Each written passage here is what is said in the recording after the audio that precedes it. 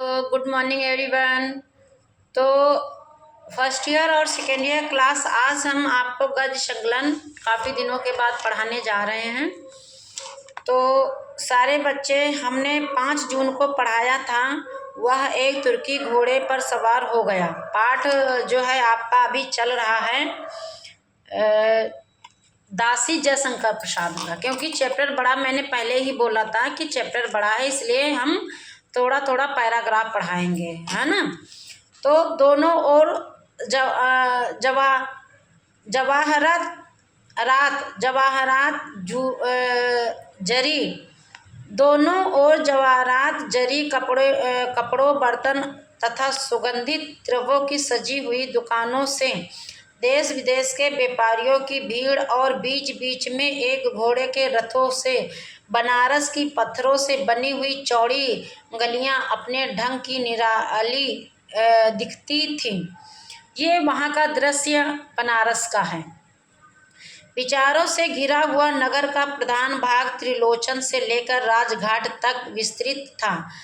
तोरणों पर गंगेय देव के सैनिकों का जमाव था। कन्नौज के प्रतिहार सम्राट से काशी छीन ली गई थी। त्रिपुरी उस पर शासन करती थी। ध्यान से देखने पर यह तो प्रकट हो जाता है कि नागरिकों में अव्यवस्था थी, फिर भी ऊपरी कामकाज, क्रय विक्रय, यात्रियों का आवागमन चल रहा था।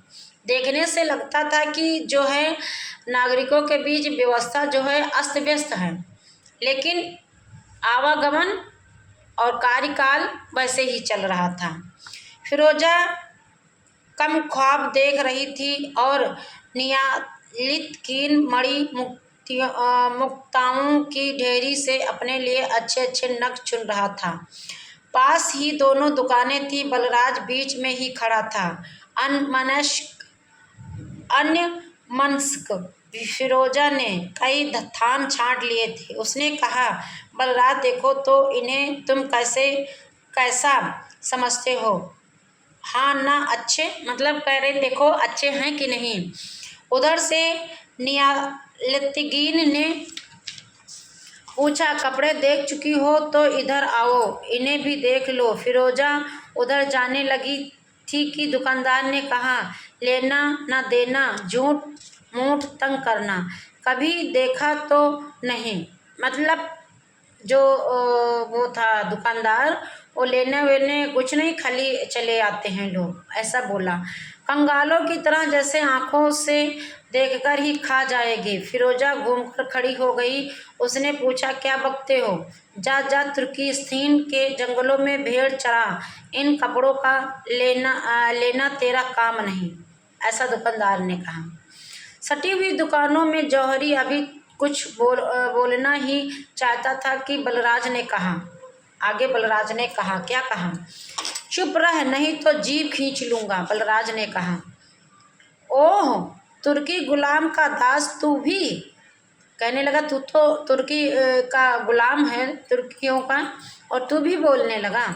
तभी इतना ही कपड़े वाले के मुंह से निकला ही था कि नियालतगीन की तलवार उसके गले तक पहुंच गई। बाजार में हलचल मची। नियालतगीन के साथी इधर उधर बिखरे ही थे। कुछ तो वहीं आ गए, औरों का समाचार मिल गया। झगड़ा बढ़ने लगा।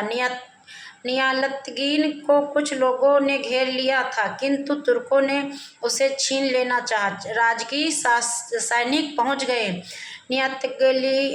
नियालतगीन को यह मालूम हो गया कि पड़ाव पर समाचार पहुंच गया है।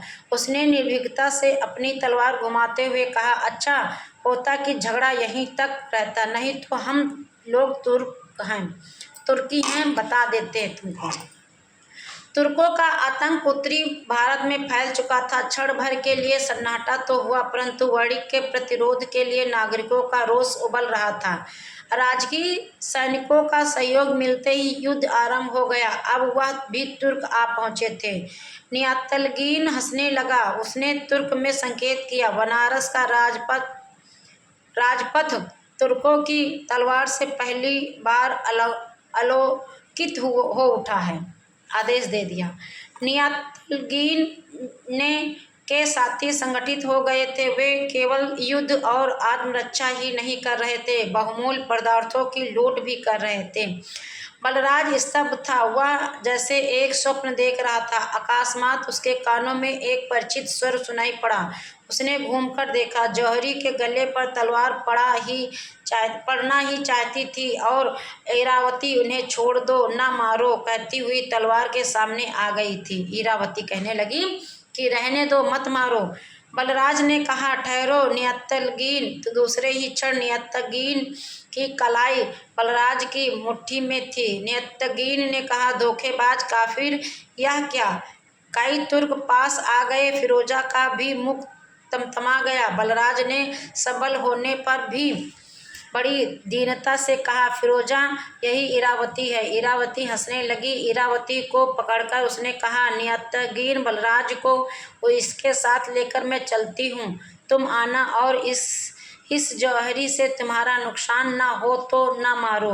देखो बहुत से घोड़सवार आ रहे हैं, हम सबों का चलना ही अच्छा है। कहने लगी, यहाँ से चलना ही अच्छा है।